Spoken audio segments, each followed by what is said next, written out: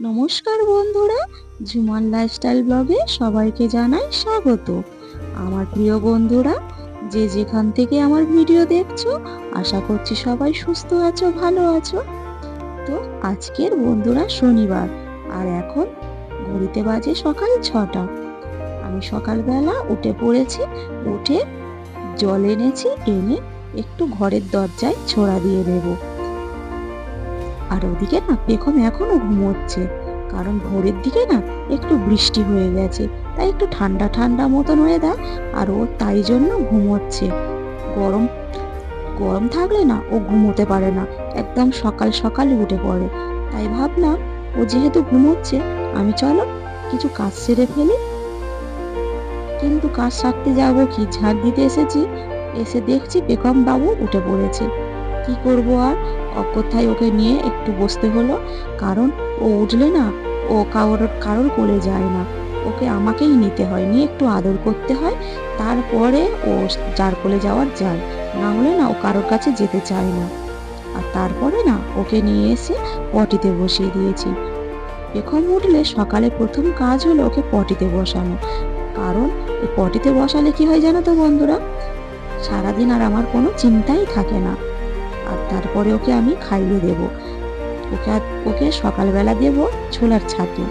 ছোলার ছাতুটা দিলে না ওর অনেকক্ষণ পেটটা ভরা থাকে, আর ও কান্নাও করে না, না হলে ও কাঁদবে আর আমি কাজ করতেই পারবো না। তো বন্ধুরা, তোমরা ভিডিওটা দেখতে থাকো, আশা করছি তোমাদের ভালোই লাগবে।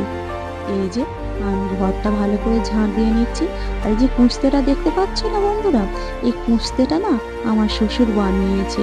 খেজুর পাতা কেটে এনে পাতাগুলোকে চিড়ে এই কুঁচতেটা বানিয়েছে। আর এই যে ওকে বারান্দায় বসিয়ে দিয়েছি পেখমকে, আর আমি চলে এসেছি বিছানাটা পরিষ্কার করতে। জানালাটা না বন্ধ করেই রেখেছিলাম, কারণ ভোরের দিকে না বৃষ্টি হয়েছে, তাই ঝাঁট আসছিল, না হলে না এই জানলাটা না সবসময় খোলাই থাকে। প্রচন্ড গরম তো, জানালা না খোলা থাকলে না হাওয়া ঢোকে না, আরো বেশি গরম হয়। আর জানালাটা খোলা রাখলেই আর একটা সমস্যা হয় জানো তো বন্ধুরা, যেহেতু বিছানাটা জানালা ঘেঁষাঘেঁষি, তাই রোদও না খুব তাড়াতাড়ি এই জানালা দিয়ে বিছানাতে এসে পড়ে। আর না পেখম না গরমে ঘুমোতে পারে না, বিছানা না একদম গরম হয়ে যায়। আর তারপরে বিছানার চাদরটা চেঞ্জ করে দিলাম, দিয়ে বিছানার চাদর অন্য একটা চাদর ভালো টান টান করে পেতে দিয়েছি, কারণ এখন বিছানায় বসে খেলা করে তো বিছানার চাদরটা না গুড়িয়ে যায়। তাই বিছানার চাদরটা ভালো টান টান করে পেতে দিয়ে একটু পরিষ্কার করে নিচ্ছি ঘরদোরগুলো। আজকে শনিবার, সপ্তাহের শেষ দিন হলে কি হবে বলো বন্ধুরা, কিন্তু একটা গৃহবধূর কাছে কি শেষ দিন? যারা কাজ করে, চাকরি করে, তাদের কাছে শেষ দিন হতে পারে, কারণ রবিবার তারা বিশ্রাম পায়। কিন্তু একটা সংসারের একটা গৃহবধূ, তার কি কোনো ছুটি আছে? সে তো সকাল থেকে সন্ধ্যা পর্যন্ত সারা মাস, সারা বছর, সারা সপ্তাহ একই কাজ করেই যায়। যেমন একদিকে বাচ্চা সামলায়, আর আরেকদিকে পুরো সংসারের দায়িত্বই তার কাঁধে থাকে। একটা গৃহবধূর কাছে কোনো ছুটি বলে কিছুই নেই। আর আমি না সারা সপ্তাহ না ভালো করে ঘর পরিষ্কার করার সময় পাই না, কারণ যখনই পরিষ্কার করতে যাব পেখম এসে আমাকে এই উৎপাত করবে, দেখেছো? আমি যত না পরিষ্কার করব, ও তার চেয়ে বেশি নোংরাই করবে। আর এদিকে দেখো কিরকম অন্যায়টা করছে, পাউডার ঢেলে মেখে একদম ভূত হয়ে গেছে। আর আমি যাব এখন কাচতে, কতগুলো কাঁথা বেরিয়েছে। ওকে তো আমি প্যাম্পাস পরাই না রাত্রে, ওকে কাগজের উপর কাঁথা বিছিয়েই শোয়াই, কারণ ওকে না ছোটবেলা থেকে আমি প্যাম্পাসটা পরাতে চাই না। পরালে ও না টয়লেট করতে চায় না, আর ওর খুব কষ্ট হয়, তাই আমি ওকে প্যাম্পাস পরাই না। আর এই যে কাচতে চলে এসেছি, আমাদের যে পুকুর ঘাট আমি কাচতে যাই, সেই পুকুরটা না ছেঁচে দিয়েছে, তার জলটা নষ্ট হয়ে যাচ্ছিল বলে ছেঁচে দিয়েছে। আর যে বলছিলাম যে পাশে যে পুকুরটা আছে, সেটা জল তো হাত দেওয়াই যায় না, তাই ওই যে গামলাতে জল তুলে রেখেছি, দিয়ে প্রত্যেকদিন এই বাথরুমে বসে কেচে নিই। তারপরে চলে এলাম ছাদে জামা কাপড়গুলো মেলতে। আর এদিকে দেখো পেখমকে ছাদে ছেড়ে দিয়েছি, আর ও কিরকম খেলছে। ওই যে ছাদের টপের মধ্যে ফুল গাছ দিয়েছি, ও ফুল গাছগুলো দেখছে আর মজা পাচ্ছে। আর আমাকে না হাত দিয়ে দিয়ে দেখাচ্ছে যে ও কতটা মজা পাচ্ছে।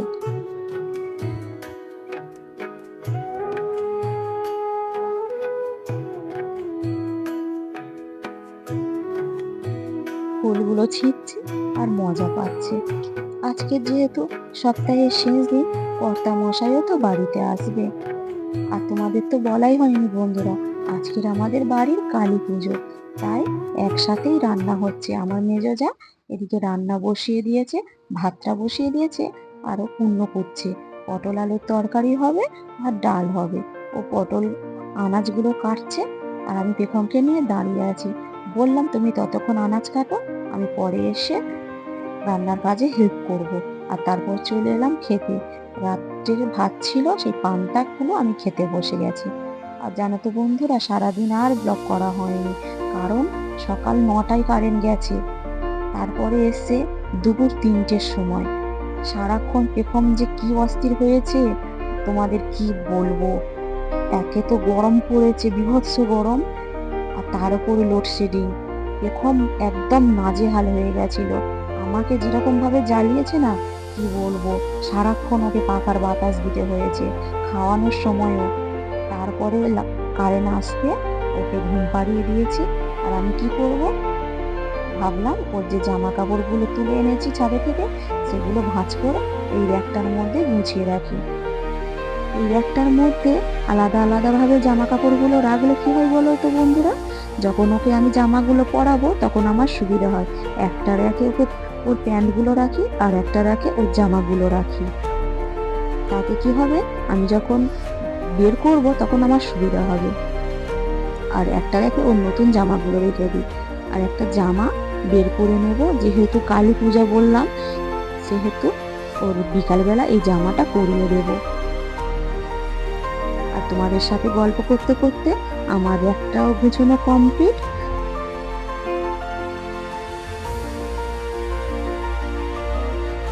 বিকালবেলা পেখমের জন্য গরুর যে দুধ এনেছিলাম, সেই দুধটা গরম করে নেব। বিকালবেলা একটু বৃষ্টি এসেছিল, তাই অন্ধকার অন্ধকার মতন মনে হবে যেন সন্ধ্যেবেলা। আর চারিদিকে না মেঘে অন্ধকার হয়ে গেছিল। পেখমের দুধটা আমি জাল দিয়ে নেব, তারপরে পেখমকে আমি এই দুধটা খাইয়ে দেব। এই দুধটা না বন্ধুরা, একদম খাঁটি গরুর দুধ। মানে এই দুধে কোনো ভেজাল থাকে না, আমাদের সামনে গরু থেকে দুয়ে তবেই দেয়। আর আমরা গ্রামে থাকি বন্ধুরা, আমাদের কোনো কিছুতেই ভেজাল পাবো না। আমাদের এখানে সবজি থেকে শুরু করে দুধ যাই বলো না কেন, সবকিছুই আমরা একদম টাটকা পাবো। আর এই যে সন্ধেবেলা কর্তা মশাই এসে গেছে। আর পেখম দেখো প্রথমে ওর বাবার কাছে যেতে চাইছে না, লজ্জা পাচ্ছিল। তারপরে গিয়ে ওর বাবাকে ধরেছে। ওর বাবা এলে না ও খুব খুশি হয়, মানে কারোর কাছে আর যেতেই চায় না, বাবার কাছে সর্বক্ষণ থাকবে। বাবার কোল ছেড়ে কোথাও যাবে না। মানে তখন ও আমাকে আর চেনেই না, বাবা তখনই ওর দুনিয়া হয়ে যায়। এই যে বাবার কোলে উঠে পড়েছে, কত খুশি দেখো বাবাকে দেখে। সারা সপ্তাহ পর বাবাকে দেখতে পায় তো এত খুশি হয় যে কি বলবো। আর এই যে পেখমের জন্য বাবা জুতো এনেছিল, কারণ যখনই ভিডিও কল করে তখনই ও জুতো আনতে বলে। আর তারপরে তোমাদেরকে দেখালাম পুজোর কিছু আয়োজন। তো পুজোর যদি ব্লগটা দেখতে চাও, পরের ভিডিওতে দেখিয়ে দেবো। তো বন্ধুরা, ভিডিওটা আর বেশি বড় করলাম না, এই পর্যন্তই রইল। ফিরে আসছি নতুন একটা ভিডিও নিয়ে। ততক্ষণ তোমরা সুস্থ থাকবে, ভালো থাকবে। ধন্যবাদ।